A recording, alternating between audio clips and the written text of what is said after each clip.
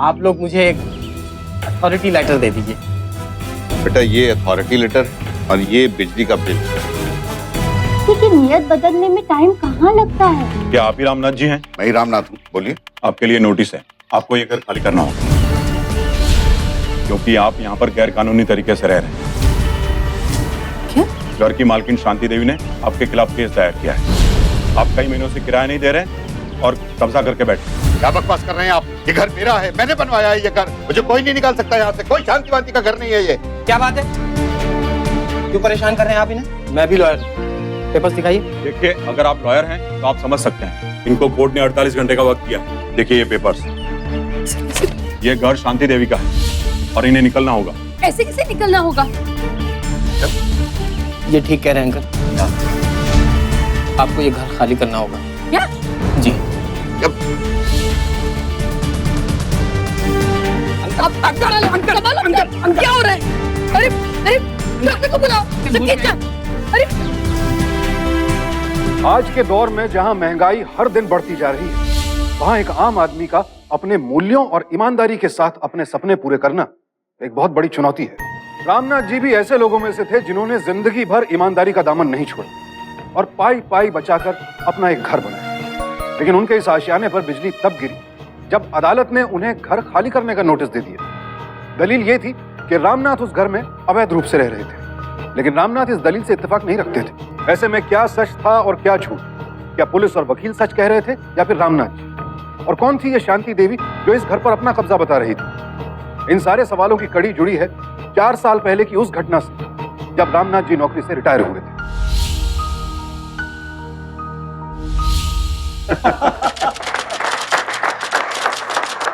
रामनाथ जी, कल से ऑफिस तो होगा नहीं और खर्चे ज्यों के त्यों।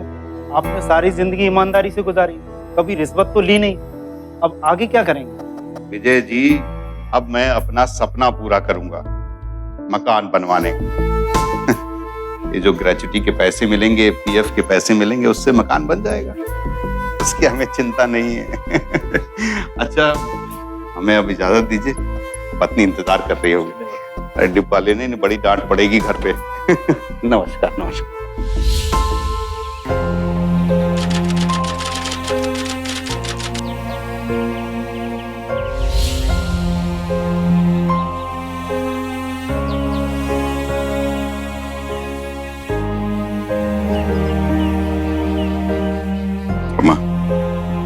तुमने आज तक जिंदगी में मुझे बहुत कुछ दिया है, यहाँ तक कि अपनी सारी जिंदगी मुझे सौंप दी, लेकिन मैं तुम्हें कुछ नहीं दे पाया। लेकिन आज रिटायरमेंट के बाद हमारा एक बहुत बड़ा सपना पूरा हुआ है,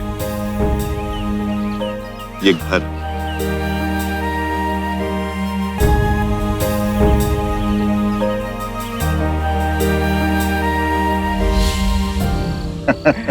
जो भी है पापा जी, मकान बड़ा शानदार बनाया आपने, एकदम खुला हवादार। पर पापा, इतना बड़ा मकान खरीदने की क्या जरूरत थी? बेटा, माँ बाप जब कोई काम करते हैं ना तो बहुत आगे की सोच के करते हैं। ये जो घर का पीछे का हिस्सा है ना, वो तो तुम्हारा है। हमारे लिए? हाँ, बिल्कुल तुम्हारे लिए है। दामाद जी कह रहे थे कि 1-2 साल में इनका ट्रांसफर हो जाएगा, उसके बाद तुम लोग यहीं आके रहना हमारे पास। चलिए ठीक है, लेकिन तब तक घर का पिछला हिस्सा आप रेंट पे दे सकते हैं। अरे हाँ पापा, ये तो बहुत अच्छा आइडिया है। हाँ, बात तो सही है। कल सुबह ही लगा देते हैं टूलेट की तख्ती। बढ़िया। हाँ।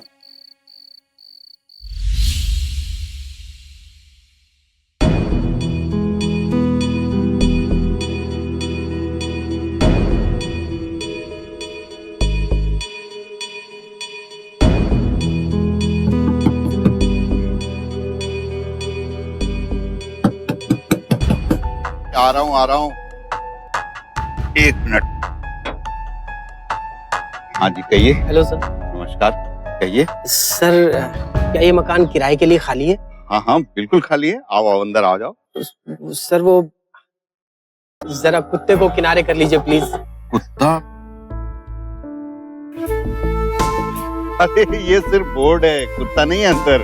वो तो इसलिए लगा रखा है कि कोई भी अनजान आदमी कुछ भी गड़बड़ करने के पहले 100 बार सोचे। आ जाओ अंदर आ जाओ। Thank you sir. एक मिनट दरवाजा बंद कर दो। आपके घर में कौन कौन है? जी मैं, मेरी वाइफ और एक बेटा है 6 साल का। अरे वाह। एक काम करो बेटा, वो जो बाहर के दरवाजे पर बुलेट की तख्ती लगी है ना, वो निकाल दो। जी हाँ भाई, अब घर मिल गया है तुम्हें। Thank you very much sir. हम कल ही किराएनामे की डीड बनवा लेते हैं। और बेटा कहाँ काम करते हो? सर मैं लॉयर। अच्छा, लॉयर है। चलो ठीक है, अच्छा है, हमारे घर में लॉयर भी रहेगा। रामनाथ जी बेहद खुश थे, और क्यों ना होते। एक पारिवारिक, मीठा बोलने वाला, सभ्य किराएदार मिले तो किस मकान मालिक को खुशी नहीं हो।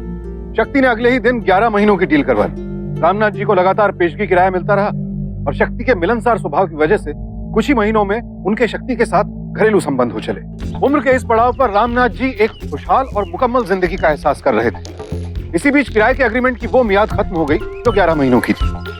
इधर करार खत्म हुआ, उधर रामनाथ जी और उनके किराएदार शक्ति के संबंधों ने एक नई करवट ली। ये लीजिए अंकल, आज किराएनामे की डील फिर से रिन्यू करा लेते हैं 5% बढ़ोतरी के साथ। बेटा वैसे ये सब करवाते तो तुम ही हो, लेकिन सिर्फ अपनी जानकारी के लिए पूछ रहे हैं। ये डील रिन्यू करने में पैसे कितने लग जाते होंगे? अंकल स्टैम्प ड्यूटी, रजिस्ट्रेशन कुल मिलाकर लगभग 2,500 तक लग जाते हैं। आजकल स्टैम्प ड्यूटी भी तो बढ़ गई है। 2,500 रुपए? जी अंकल। काम करते हैं, ये डील रिन्यू करने की जरूरत ही क्या है? तुम ऐसे ही रहो। मैं तो तुम्हें बहुत अच्छे से जान गया हूँ, और डील तो फिर परायों के साथ होती है, तुम तो अपने हो। वैसे पैसे बचेंगे तो अच्छा ही रहेगा। हाँ और क्या। वैसे अंकल, आपको जब भी मकान खाली करवाना हो, आप बस मुझे 2 महीने पहले बोल दीजिएगा, मैं मकान खाली कर दूंगा। ठीक है ठीक है। अब तेरे 2,500 रुपए बच गए हैं, तो शंकर की दुकान पे चल के 25 रुपए की चाट तो खिला दे।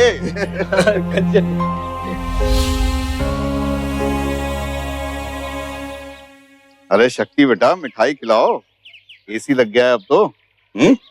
क्या मिठाई खिलाऊं अंकल? एसी लेने से पहले ध्यान ही नहीं दिया। क्या हुआ? आपके मकान का कनेक्शन सिर्फ 2 किलोवाट का है। अब इसमें तो एसी नहीं चलता ना। 2 मंजिलें हैं, 2 परिवार हैं। चलो कोई बात नहीं, मैं कल ही बिजली के ऑफिस जाकर के 3 फेज कनेक्शन के लिए अप्लाई कर देता हूँ। अरे PWD के कर्मचारी रहे हैं हम, बहुत सारे लोगों को जानता हूँ। ऐसे काम होगा तुम्हारे अंकल का। हाँ चिंता मत करो।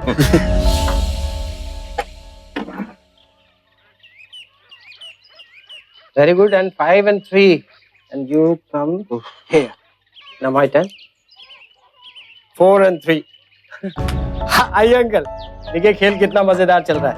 Okay, U turn. खेल तो ये सरकारी दफ्तर वाले खेलते हैं, कब क्या? खाते। अरे कोई सुनने को तैयार नहीं है। सुबह से दौड़ा दौड़ा कर मेरी जान निकाल ली। पानी पी लीजिए। बिना पैसा लिए फाइल एक टेबल से दूसरे टेबल तक ले जाने को तैयार नहीं है। शांत हो जाइए, पानी पी लीजिए। शिकायत करने की धमकी दो तो कहते हैं सीनियर सिटीजन हो, 2 किलोवाट बिजली में काम चलाओ ना।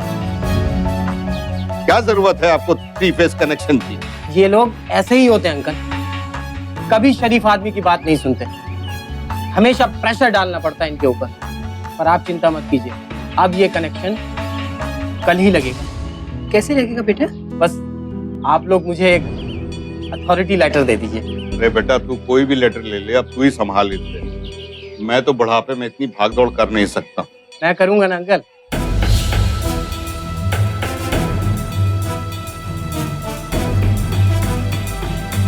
बेटा ये अथॉरिटी लेटर जी अंकल। और ये बिजली का bill latest. Thank you uncle. इतना अच्छे हो गए ना पौधे अभी। हाँ पौधे तो अच्छे हो गए, लेकिन कटिंग नहीं हुई है, बढ़ेंगे नहीं अच्छे से। अब माली आ नहीं रहा, हमें करना पड़ेगा सब। तो आप ही कर लेना। अंकल चलिए मिठाई खाइए। किस बात की? आपका काम हो गया। जी हाँ, वो भी बिना रिश्वत दिए और बिना दौड़े भागे। अरे वाह। 3 फेज कनेक्शन कल ही लग जाएगा।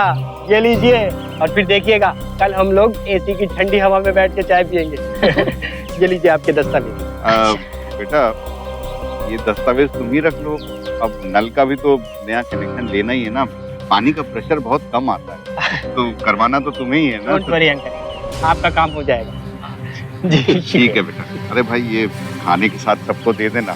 ठीक है। आओ। रामनाथ जी शक्ति पर अंधा विश्वास करने लगे थे।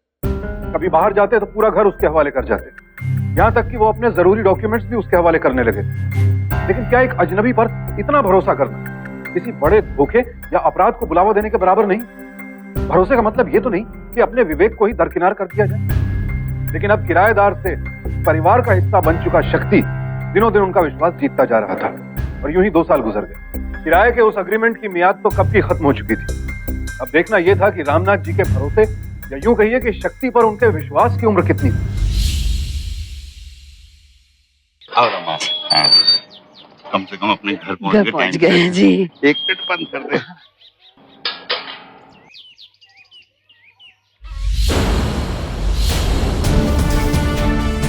ऊपर वाला कमरा तो बंद था, ये कौन है ऊपर? शक्ति! शक्ति! शक्ति! जी अंकल। नमस्ते आंटी। नमस्ते अंकल। ये सब क्या है पहले बताओ। अंकल देखिए मैं सब बताता हूँ, पहले आप ये 5,000 रुपए रखिए। 5? जी रखिए ना।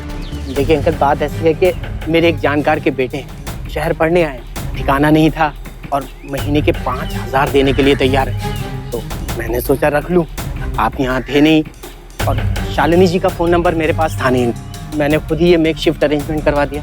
देखिए सिर्फ 2,000 का खर्चा आया अंकल, और आप जब चाहें इसे हटवा भी सकते हैं। ये 5,000 रुपए 1 महीने का एडवांस किराया है। मुझे लगा आप माइंड नहीं करोगे, इसलिए माफ कर दीजिए अंकल। अगर आपको बुरा लगा हो तो मैं आज ही से हटवा दूंगा। नहीं बेटा, माफी तो मुझे मांगनी चाहिए। एक पल के लिए मैंने तुम्हें गलत समझ लिया। तो क्या है ना कि जिंदगी भर की कमाई से ये घर बनवाया, इसलिए थोड़ा सा डर गए थे। उम्र हो गई है ना। वरना आजकल कोई किसी के बारे में कहाँ सोचता है। कोई बात नहीं आंटी, मैं आप लोगों का अपना ही तो हूँ, और अगर गुस्से में अंकल ने कुछ कह भी दिया हो तो कोई बात नहीं।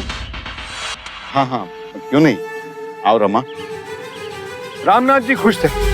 अब उन्हें हर महीने 5,000 रुपए की अतिरिक्त आमदनी हो रही, लेकिन उन्होंने एक बार भी ये नहीं सोचा कि कहीं शक्ति उनके भरोसे का नाजायज फायदा तो नहीं उठा रहा, और कहीं धीरे धीरे उनके घर में अपने पांव तो नहीं पसार रहा।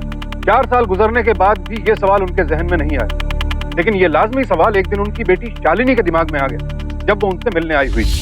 पापा पूरे 4 साल हो गए वो शक्ति इस घर में रह रहा है। आपके और उसके बीच में कोई एग्रीमेंट हुआ भी है या नहीं हुआ है, क्या है? हाँ, मेरी बात तो सुनो माँ। तुम तो बिल्कुल राशन पानी लेके चढ़ जाती हो मेरे ऊपर। अरे बहुत शरीफ बच्चा है वो, और उसने तो मुझसे कहा था कि शालिनी दीदी को जब आना हो तो मुझे 2 महीने पहले बता दीजिएगा, मैं घर खाली कर दूंगा। पर पापा किसी की नियत बदलने में टाइम कहाँ लगता है? मैंने देखा है अपने पड़ोस में, उन्होंने ऐसे ही मकान किराए पे दिया था और किराएदार ने हड़प लिया।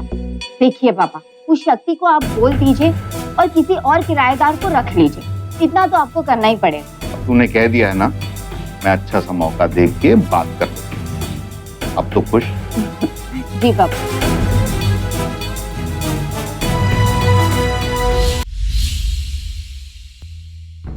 नमस्ते अंकल। अरे नमस्ते बेटा, नमस्ते। विद्या ने कहा कि आपने बुलाया है। हाँ, बुलाया है मैंने। बैठो तो आओ। जी अंकल कहिए। बेटा क्या है कि मैंने तुम्हें बताया था ना, वो शालिनी यहाँ रहने आएगी, तो बेटा अगर हो सके तो, मगर ये मकान नहीं, मतलब मेरी मजबूरी है बेटा, इसलिए। आप कैसी बातें कर रहे हैं अंकल, किराएदार को तो जाना ही होता है। मैं मकान खाली कर दूंगा, बस आपसे एक छोटी सी रिक्वेस्ट थी। हाँ, बोलो। अगर आप शालिनी जी को 6 महीने के लिए रोक सकें तो। देखिए ना अंकल, आसपास मकान ढूंढने में थोड़ा टाइम लगेगा और मिड टर्म में मैं दूर नहीं जाना चाहता। वैभव की पढ़ाई और उसके स्कूल का हर्जा हो जाएगा। बस 6 महीने की मोहलत दे दीजिए। मैं वादा करता हूँ कि मैं वैभव का स्कूल खत्म होते ही चला जाऊंगा। हाँ, कोई बात नहीं बेटा, कोई बात नहीं। Thank you uncle. जी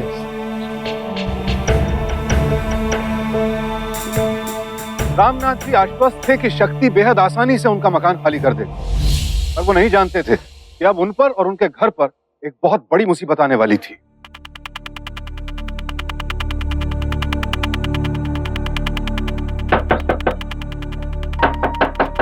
हाँ भाई आ रहा हूँ सब्र करो ना थोड़ा।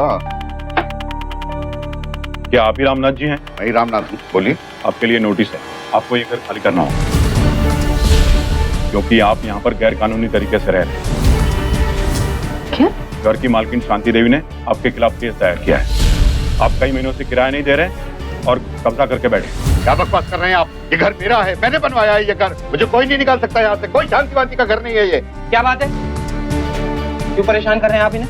मैं भी लॉयर हूँ, पेपर्स दिखाइए। देखिए, अगर आप लॉयर हैं तो आप समझ सकते हैं। इनको कोर्ट ने 48 घंटे का वक्त दिया। देखिए ये पेपर्स, ये घर शांति देवी का है और इन्हें निकलना होगा। ऐसे कैसे निकलना होगा? ये ठीक कह रहे हैं अंकल। क्या? आपको ये घर खाली करना होगा। क्या? जी। क्या? अंकल क्या हो रहा है? अरे अरे डॉक्टर को बुलाओ। अरे संभालो अपने आप को, क्या हो रहा है आपको?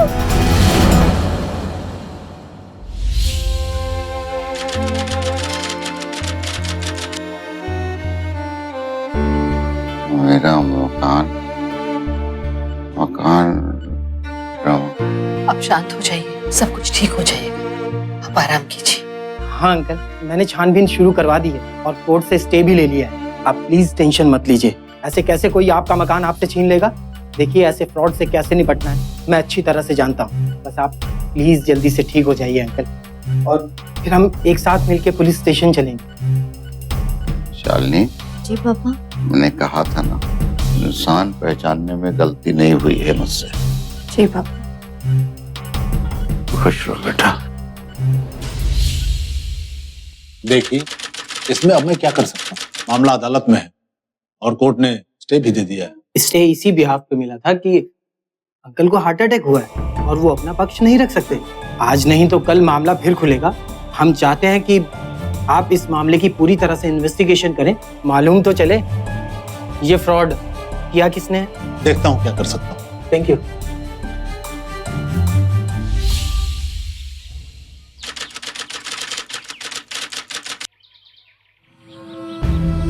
नमस्कार रामनाथ जी। नमस्कार। नमस्ते। रामनाथ जी आप?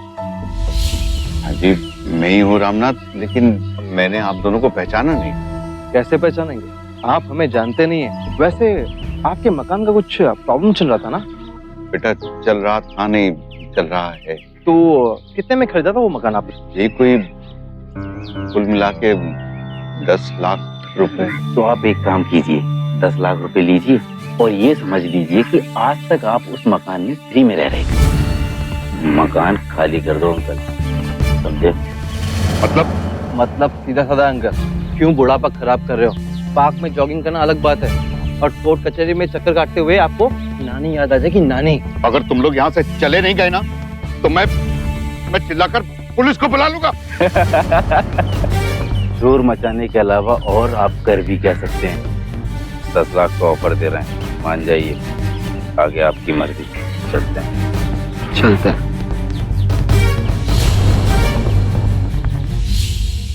तो अब बदमाशों की मदद लेनी शुरू कर दी उन्होंने। धमकाना चाहते थे मुझे, लेकिन मैं ऐसी धमकियों से डरने वाला नहीं हूँ।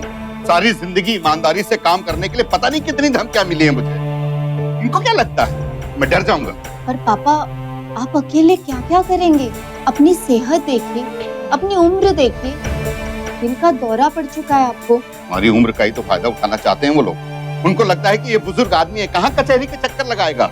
लेकिन मैं ऐसे डरने वाला नहीं हूँ, छोड़ूंगा नहीं मैं जिंदगी भर की खून पसीने की कमाई है, एक एक पैसा इकट्ठा करके ये मकान बनाया है, ऐसे नहीं छोड़ दूंगा मैं। और फिर शक्ति भी हमारे साथ। क्यों बेटा?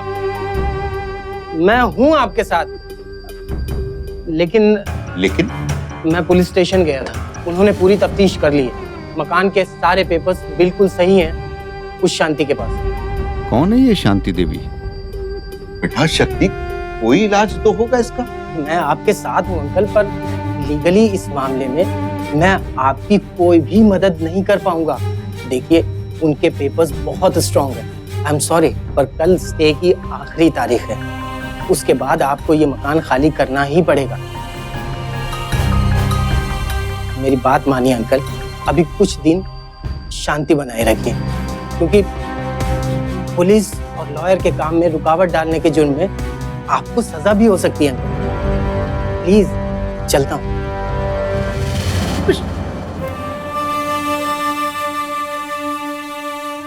पापा, आप प्लीज घबराइए मत, सब कुछ ठीक हो जाएगा। पर फिलहाल के लिए हमें ये घर खाली करना ही पड़ेगा।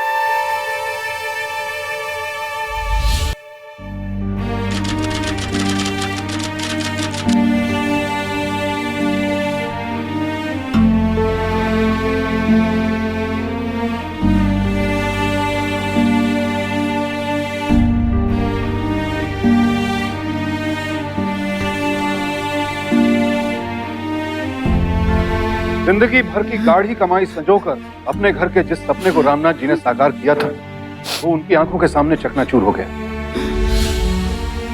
रामनाथ जी टूट चुके थे, उन्हें समझ नहीं आ रहा था क्या करें क्या ना करें। ऊपर से जितने मुंह उतनी बात।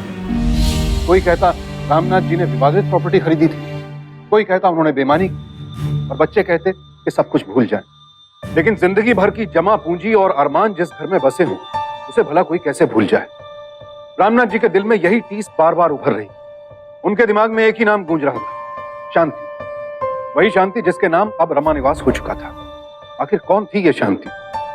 रामनाथ जी ने तय कर लिया था कि वो शांति देवी को ढूंढकर ही रहेंगे और उससे पूछेंगे कि आखिर उसने उनके साथ ऐसा क्यों किया।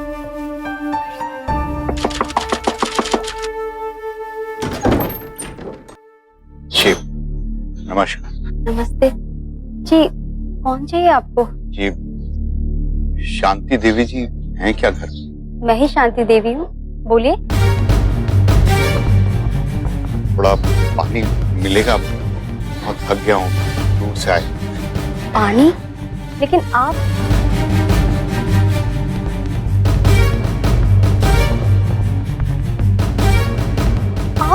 ऐसे मेरे घर में? क्यों किया तुमने ऐसा? मैं पूछता हूँ क्यों किया तुमने ऐसा? मतलब? कौड़ी कौड़ी इकट्ठा करके मैंने एक मकान बनवाया था, क्यों छीन लिया तुमने मेरा मकान? आखिर क्या दुश्मनी थी तुम्हारी मुझसे? क्यों किया तुमने ये सब? अरे बोलो क्यों किया तुमने ये सब? आप रामनाथ? रामनाथ, वो रामनाथ जिसने इतने सालों में किसी के सामने हाथ नहीं फैलाया, वो आज तुम्हारी वजह से अपने दामाद और बेटी के घर में पड़ा हुआ है। पुलिस वालों के सामने हाथ जोड़ता है, वकीलों के सामने हाथ जोड़ता है, सिर्फ तुम्हारी वजह से। देखिए, आप यहाँ से चले जाइए। बिल्कुल नहीं जाऊंगा मैं यहाँ से। इस दरवाजे पर जान दे दूंगा, लेकिन नहीं जाऊंगा मैं यहाँ से जब तक तुम ये नहीं बता देती कि ये सब तुमने क्यों किया।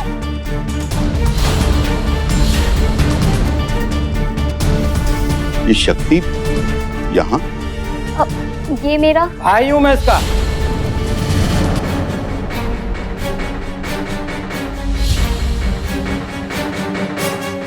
तुम? हाँ मैं सोचा था इस बुढ़ापे में क्यों तकलीफ दूं तुझे। तेरा घर टूटा, सपना टूटा, विश्वास ना टूटे, पर नहीं, खुजली है ना तुझे, यहाँ तक आ गया। ज्यादा गहराई में जाने से कभी कभी मोती नहीं कीचड़ हाथ लगता है।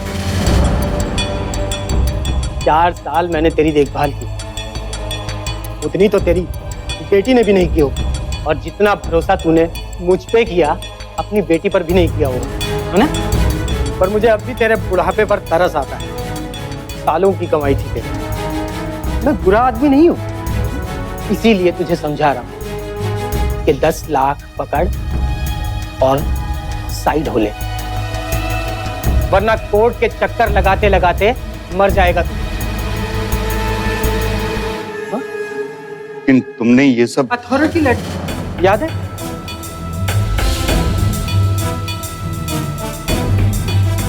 बेटा, ये अथॉरिटी लेटर और ये बिजली का बिल। मेरे लिए कौन सा मुश्किल काम है उसे पावर ऑफ अटॉर्नी में बदलना। बेच दिया मैंने मकान अपनी बहन के नाम पर, कब्जा मेरा ही है। अच्छा एक बात सोच, दिमाग लगा के सोच, ऐसा क्यों हुआ कि जिसका वो मकान था उसे उस मकान से निकाल दिया गया और जो वहां किराएदार था उसे नहीं निकाला गया? अब भी वक्त है, कुछ नहीं बिगाड़ पाएगा तू मेरा। 10 लाख ले और मामले को रफा दफा कर। चल अब घर जाके ढंग से सोचना। तेरी बेटी और दामाद भी यही कहने वाले हैं। चल जा।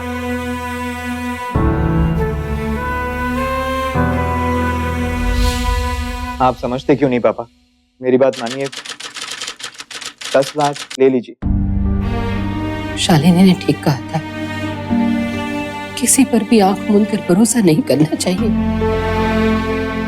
दे दिया ना धोखा उसने। पापा अभी भी कुछ नहीं बिगड़ा है। हम लोग यहाँ आ ही गए, घर तो है ही। आप यहीं रहिए। सोचिए जैसे वो मकान कभी आपका था ही नहीं। प्लीज पापा भूल जाइए सब कुछ। भूल जाऊं और खुला छोड़ दूं उस अपराधी को जो कहने के लिए कानून का रक्षक है, लेकिन उसी कानून का इस्तेमाल करके हम जैसे भोले भाले लोगों को ठगता रहे वो, ताकि एक और रामनाथ अपना घर खो बैठे और अपनी बेटी के घर में आकर रहने लगे। मुझे तुमसे कोई शिकायत नहीं बेटा, और सच में कोई शिकायत नहीं है। मेरे साथ कोई आए ना आए, लेकिन मैं अपनी लड़ाई लड़ूंगा। मैं ऐसे अपना घर जाने नहीं दूंगा, ऐसे नहीं जाने दूंगा अपना घर।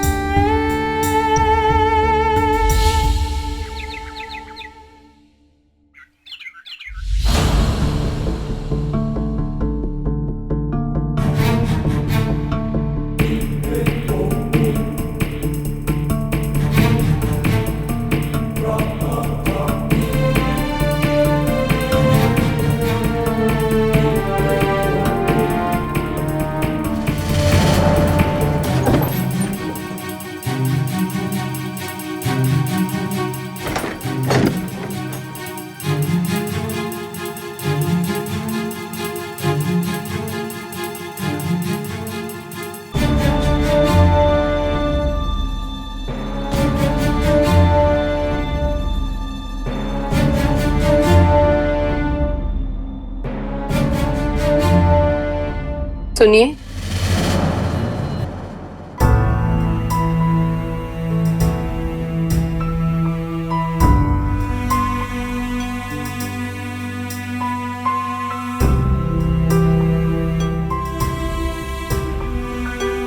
आपका टिफिन।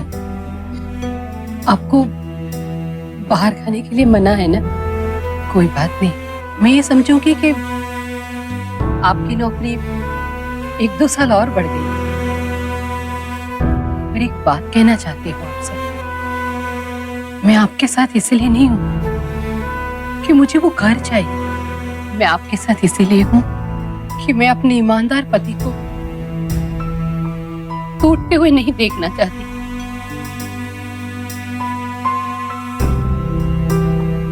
लड़िए, जी जान से लड़िए, बस मन से मत टूट जाइए। मैं आपके साथ हूं।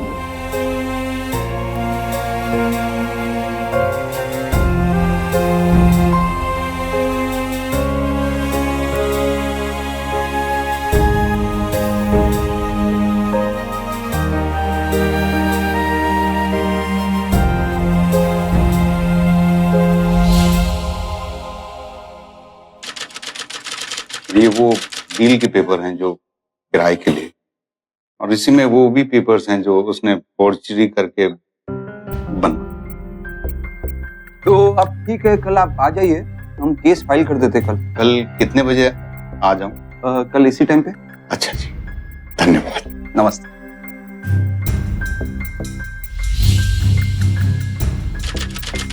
I am sorry Ramnath ji, मैंने आपका केस स्टडी किया है। आपके साइन किए हुए पावर ऑफ अटर्नी से उसने घर बेचा था। हम लीगली कुछ नहीं कर सकते हैं। हाँ, अगर इस वक्त आपका कब्जा होता था उस प्रॉपर्टी पर तो हम शायद कोर्ट से लंबा स्टे ले सकते थे, लेकिन आपने वो कब्जा भी छोड़ दिया। अब ये भी नामुमकिन है। I am really very sorry. वकील साहब, अगर कुछ भी थोड़ा बहुत हो सकता है तो आई एम सॉरी। ठीक, थैंक यू।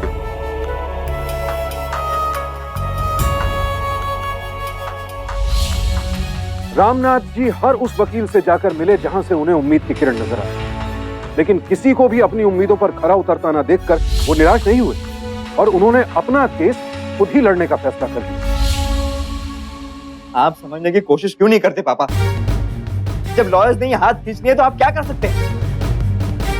उनसे ज्यादा कानून जानते हैं क्या आप? नहीं बेटा, उनसे ज्यादा कानून तो नहीं जानते, लेकिन इतना जानते हैं कि जिस चीज पे मेरा हक है वो मुझे मिलनी चाहिए, बस।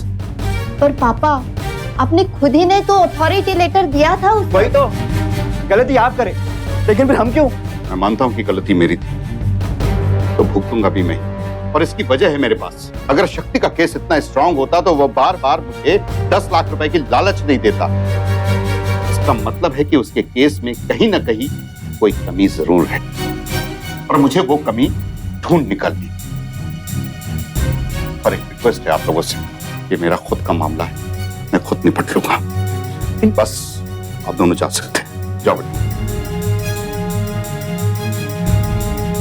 रामनाथ जी जान चुके थे कि शक्ति सिंह के बार बार लालच देने के पीछे कहीं ना कहीं उसकी कमजोरी छिपी थी, और इस कमजोरी को ढूंढ निकालने के लिए उन्होंने कानूनी किताबों का सहारा लिया और साथ ही साथ इनकम टैक्स ऑफिस और रजिस्ट्री ऑफिस जाकर सबूत इकट्ठा करने की कोशिश की।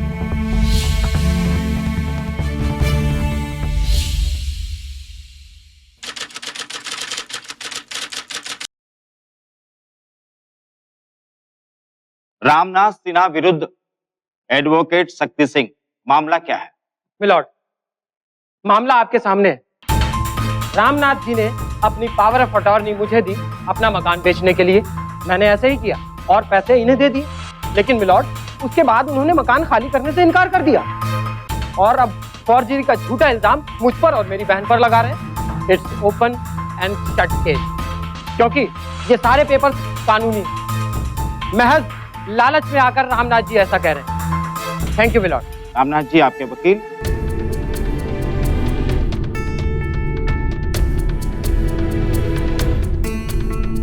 सर, माफी चाहता हूं, मैं इस केस को लेकर के जितने भी वकीलों से मिला, उन्हें भी, जैसा कि शक्ति सिंह को भी लगा कि इस केस में कोई दम नहीं है, तो उन्होंने लड़ने से इनकार कर दिया।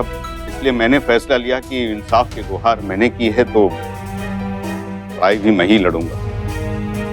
मेरी उम्र हो चुकी है, लेकिन फिर भी मैं यहाँ आया हूँ इसलिए कि मैंने सुना है कि यहाँ पर इंसाफ मिलता है।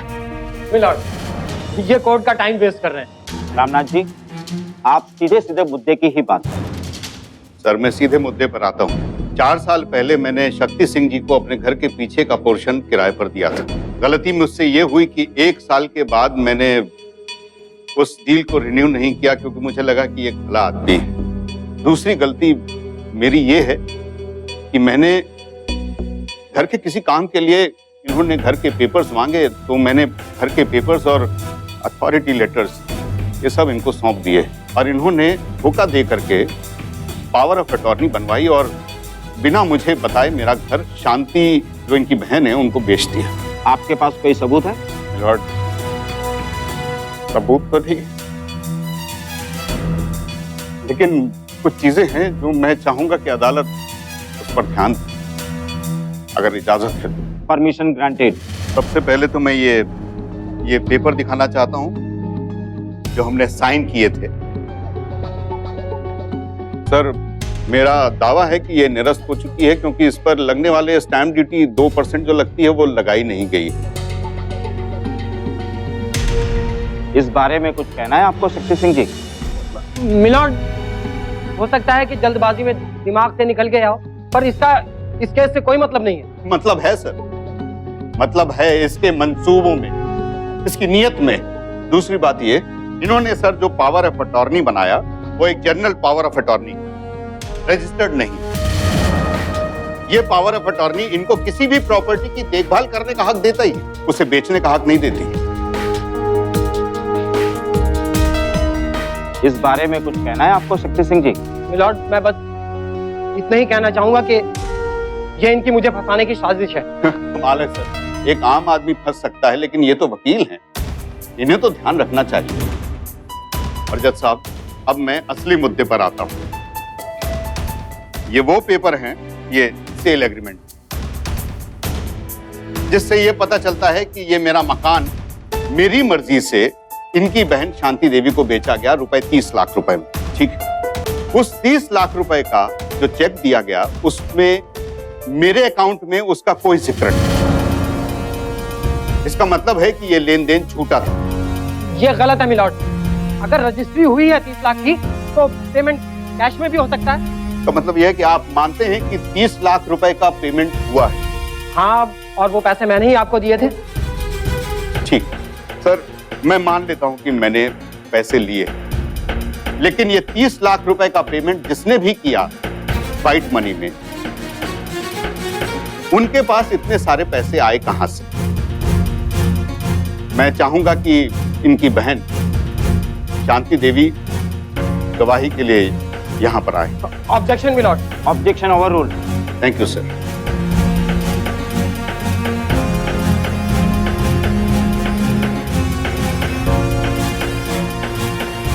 शांति देवी जी, जी आपने शक्ति जी को 30 लाख रुपए दिए मुझे देने के लिए, कैश? हाँ, वो मैंने पूरे दिए। ये 30 लाख रुपए आपके पास कहां से आए? वो मेरे पति की बचत में से थे। बचत में से थे? मिलॉर्ड, शांति जी का कहना है कि वो 30 लाख रुपए इनके पति की बचत में से थे। साहब, मैं आपको बताना चाहता हूं कि इनके पति एक सरकारी कर्मचारी हैं, जिनकी नौकरी को लगभग 15 साल हुए हैं। ये उनके बैंक का स्टेटमेंट,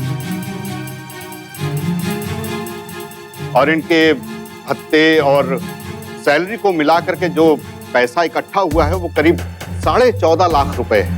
अगर हम ये भी मान लेते हैं कि इतने सालों इन्होंने एक पैसा भी खर्च नहीं किया है, हवा पानी खाकर किए हैं, लेकिन फिर भी 15.5 लाख रुपए कहां से आए, मैं ये जानना चाहता हूं। जाहिर है कि वो गैर कानूनी तरीके से आया होगा या रिश्वत के होंगे, जिसके ऊपर कोई भी इनकम टैक्स नहीं दिया गया। इस हिसाब से इन पर भी कानूनी कार्रवाई होनी चाहिए। ये मेरी दरख्वास्त है। मैंने तुझे पहले ही कहा था ना शांति, अपने इस चक्कर भाई के लफड़ों में मत फंस। नकली पेपर बना के मकान खुद डकार गया, तो हमें फंसा रहे। मैंने कुछ नहीं किया मैंने। मेरे भैया ने जहाँ साइन करने के लिए कहा, मैंने वहाँ साइन किया। मैंने कुछ भी नहीं किया। अब क्या आपकी बहन भी झूठ बोल रही है शक्ति सिंह जी, या फिर वो भी रामनाथ जी के साथ मिली हुई है? सर, जो लॉ की डिग्री इसको कानून की रक्षा करने के लिए दी गई थी, उसको इसने हथियार बनाया मेरा गला काटने के लिए। इसमें इसकी गलती नहीं है, समाज की सोच ही ऐसी हो गई है सर। आज जब सड़क पर नौजवान मोटरसाइकिल दौड़ाते हैं फर्राटे से, किसी भी बुढ़े को देख करके बोलते हैं कि ए बुढ़े संभाल के चल, समझान जा रहा है क्या? ऐसी ऐसी तो बातें बोलते हैं। ये हाल हो गया है सर। इस शक्ति सिंह ने भी यही सोचा, ये बुढ़ा हो गया है, कहां कोर्ट कचहरी के चक्कर लगाएगा। लेकिन मैं इसको बता देना चाहता हूं, और इसके साथ साथ सारे नौजवानों को बता देना चाहता हूं सर, कि जिन कंधों पर ये देश की तरक्की का बोझ लदा मानते हैं ना, उन कंधों को ताकत हम ही लोगों ने दी है। और मैं भरी अदालत में ये कह रहा हूं सर, कि आज भी इस बुढ़ापे में भी मैं अपनी सेकंड इनिंग लड़ने के लिए तैयार हूं। ये साबित हो गया है कि रामनाथ जी के विश्वास का फायदा उठाकर फर्जी कागजात बनाकर शक्ति सिंह ने उनका घर छीना। लिहाजा ये कोर्ट हुक्म देती है कि रामनाथ जी के घर का कब्जा उन्हें फौरन लौटाया जाए और साथ ही साथ बार काउंसिल को आदेश देती है कि वो शक्ति सिंह का रजिस्ट्रेशन रद्द करे और पुलिस को हुक्म देती है कि वो शक्ति सिंह के खिलाफ दफा 420 मानहानि, मानसिक प्रताड़ना और फोर्जरी के आरोप में उन्हें गिरफ्तार करे, उनके खिलाफ मुकदमा दायर करे और इसमें शामिल सभी लोगों के खिलाफ कड़ी से कड़ी कार्रवाई करे। Thank you sir.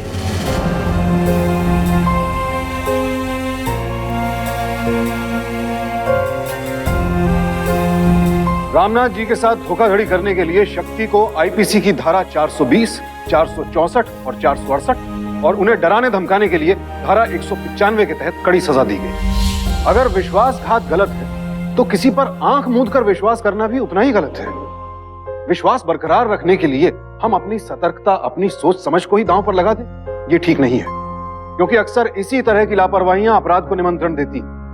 भरोसा करना और भावनाओं में बह जाना, ये दोनों अलग अलग चीजें हैं और इनके बीच बेहद बारीक लकीर है और इस फर्क को समझना हमारी सबसे बड़ी सावधानी है। घर, प्रॉपर्टी, जमीन, इन्हें लेकर सदियों से झगड़े होते आए। रामनाथ जी ने अपनी लड़ाई तो जीत ली, लेकिन उनकी ये जीत हम सब के लिए एक बहुत बड़ा सबक दी। अपनी निजी जिंदगी से जुड़ी अहम जानकारियां या कागजात किसी को भी सौंपने से पहले सावधान रहें, क्योंकि जो गलती रामनाथ से हुई वो कहीं हम में से किसी से ना हो जाए। शक्ति जैसे लोग कानून के सारे दांव पेच भली भांति जानते हैं और उनका अपने फायदे के लिए गलत इस्तेमाल करते हैं। एक वकील होने के बावजूद शक्ति सिंह ने अपने कानून के ज्ञान का इस्तेमाल अपराध करने के लिए किया और वकालत जैसे सामान्य पेशे पर कलंक लगाया। लेकिन सभी वकील शक्ति सिंह जैसे नहीं होते। ज्यादातर अपने पेशे को बहुत गंभीरता से लेते हैं और अपने ज्ञान का इस्तेमाल आम आदमी को इंसाफ दिलाने के लिए करते हैं। और ऐसे ही मामलों को मद्देनजर रखते हुए सरकार ने लीव एंड लाइसेंस एग्रीमेंट को कानूनन रजिस्टर कराना अनिवार्य कर दिया।